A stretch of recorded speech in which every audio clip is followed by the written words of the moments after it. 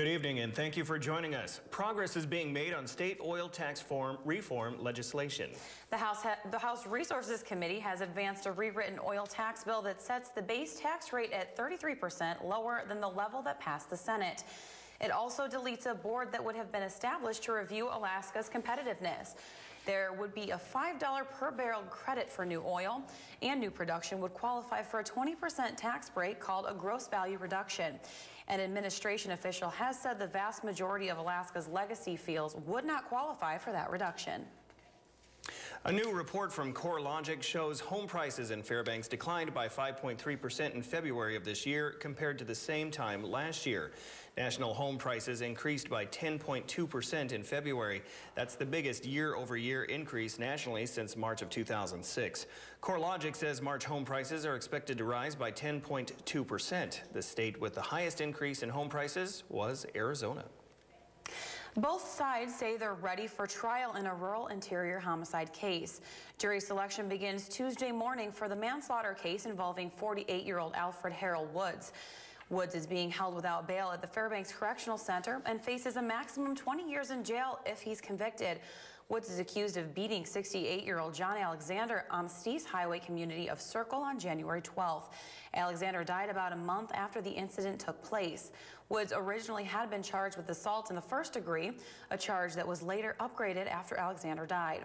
Attorneys representing Woods have said the case figures to be difficult to prosecute, as there were no witnesses to the actual assault on Alexander.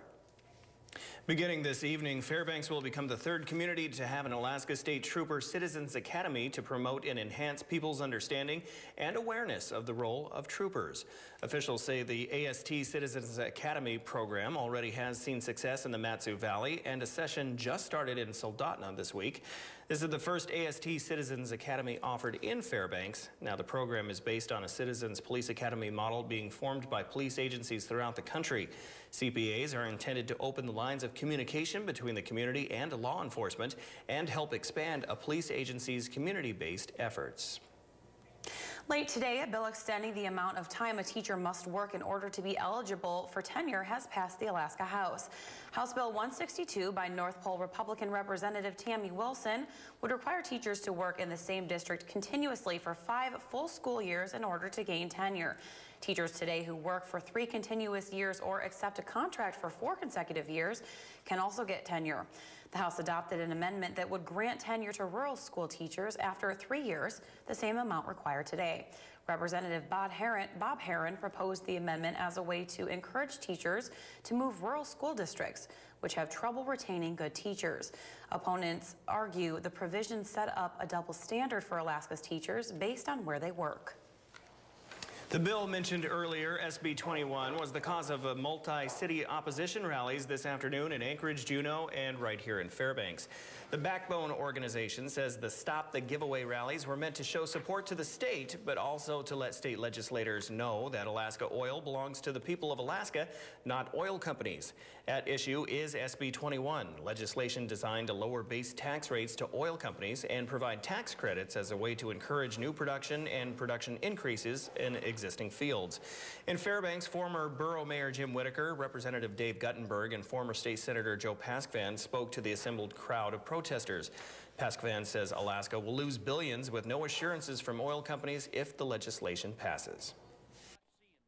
At the end of the day, when you have no guarantees, you don't even have unenforceable promises from them to spend more money or to increase throughput, you have to question the whole validity of the tax bill, especially when they are explicitly saying it's not enough. So I heard Mike say 40s? Yeah, but next week, until then, we're dealing with this kind of cold front and the wind, especially. Wait, don't bring me down. Come on. I'm sorry. All right, Mike, tell us what's up with the weather. Hey, you're right, Daryl. Boy, that wind just really made it feel really nippy today. Wind chill factors dropping down pretty good with the winds out of the northeast at 16 miles per hour. Right now, around the interior, temperatures once again are showing that we're looking at pretty consistent for the most part. A little chilly around Delta Junction, 24 degrees there, but 27 to 28 degrees for Fairbanks, Fort Wainwright, North Pole, and Allison Air Force Base.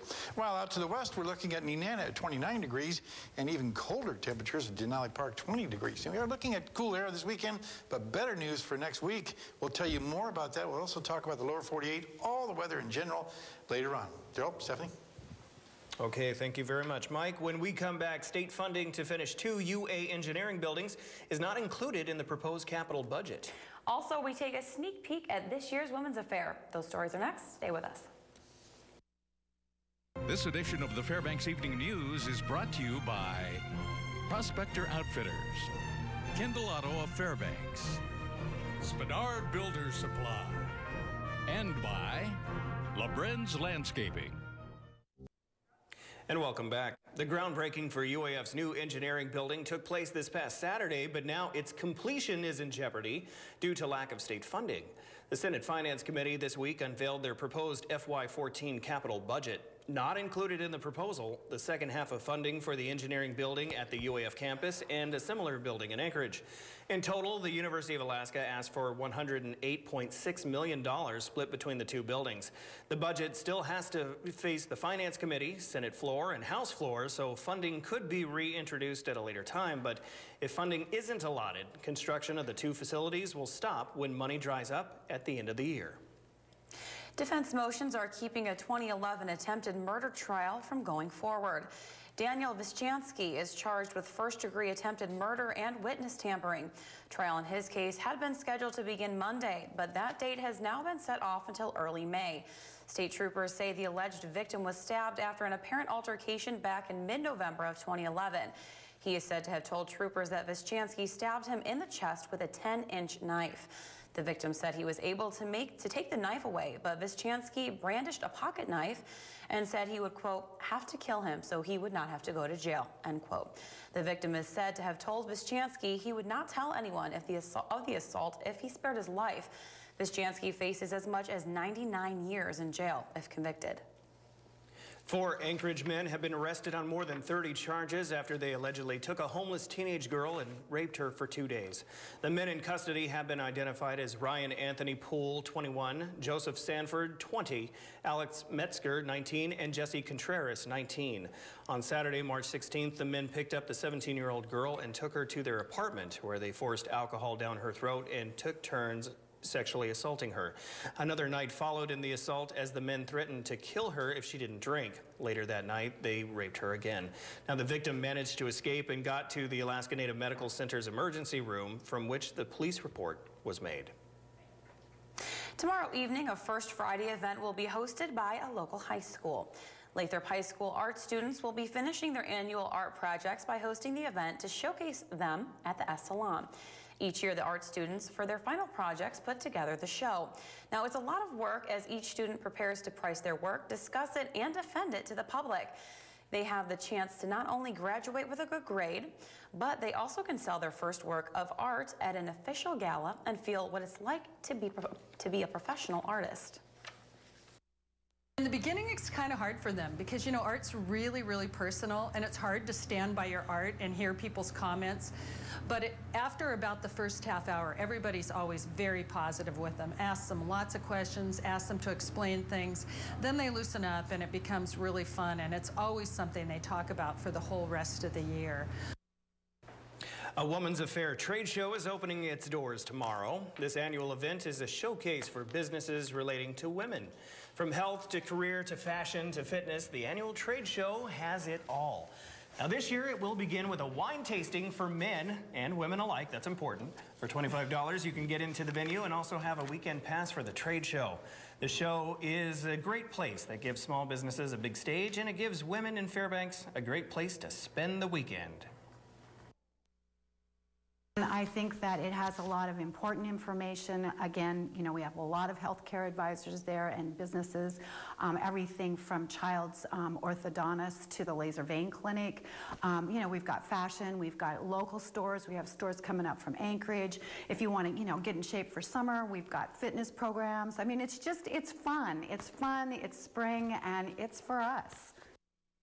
And for the record, there was Chris Knutson, yes, show coordinator for many, many years. Always does a fantastic job. So are you going to go drink some wine at the wine tasting, guys? I don't know. There's a lot of sports. Not just for women. I'm a red wine guy myself. So Yeah. Oh, little red wine gal, Joe. A little Cabernet. Hey, Pinot Noir. All right. Springtime, Yeah. you know, it's almost that time of year, you know, to get your running shoes on. Okay. So two signature local running events happening the next couple of weekends, and we also visit local track team practicing inside, but practicing nonetheless. That and a lot more coming up next in sports.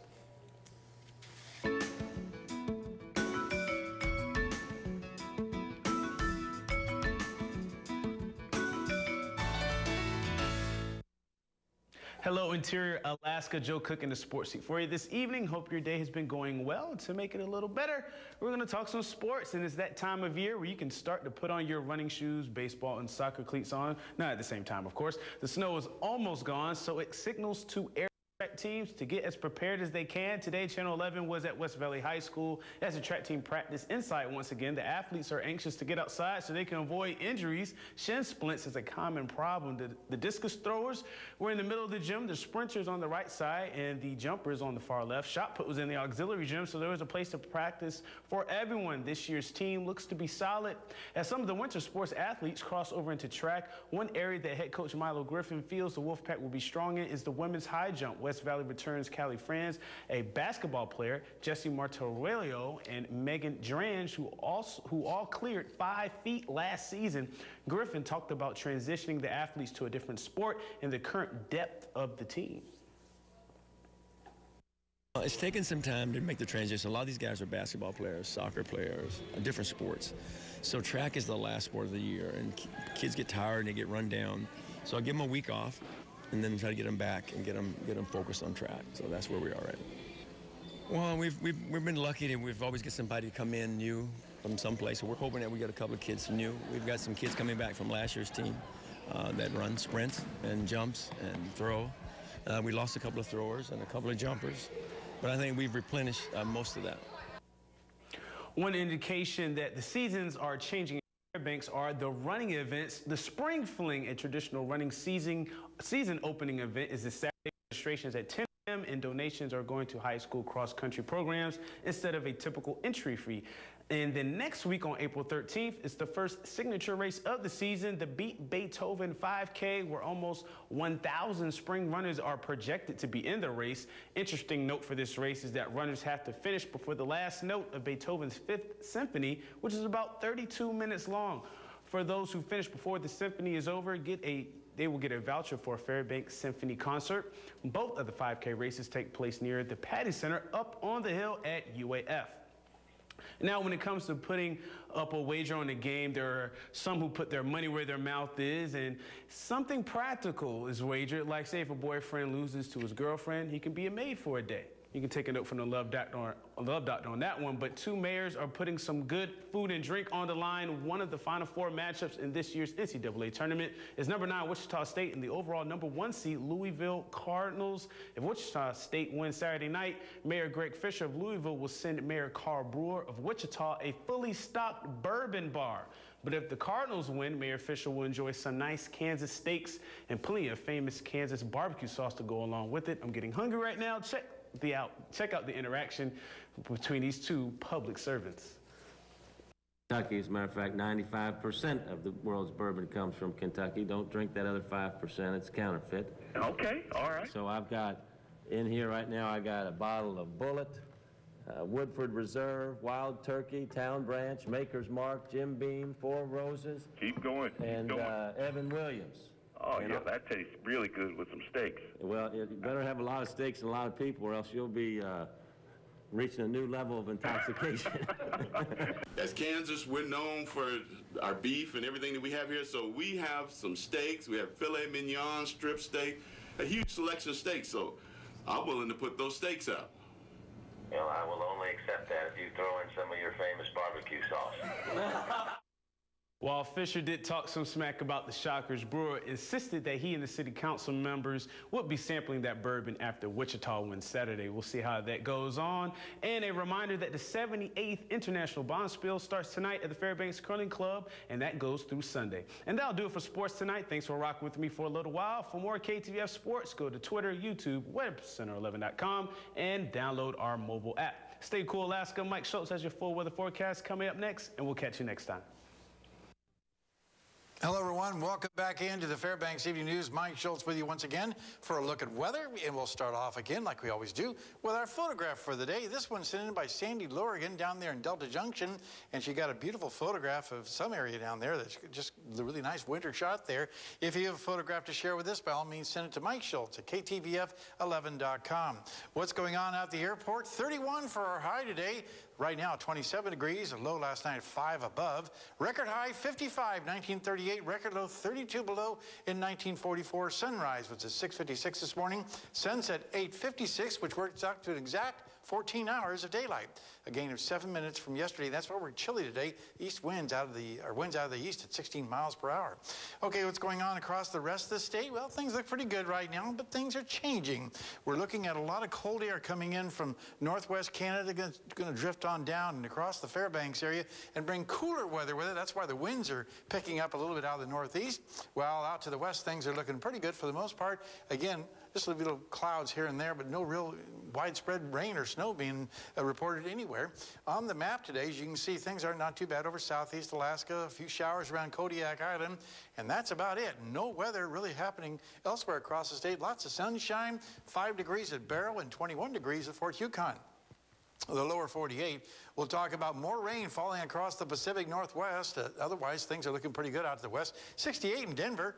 Elsewhere across the lower 48 over the eastern half of the states, pretty good. Had some pretty violent thunderstorms earlier this afternoon around the Florida area. You can see them on the radar moving across the Florida peninsula, but things are clearing out pretty nicely.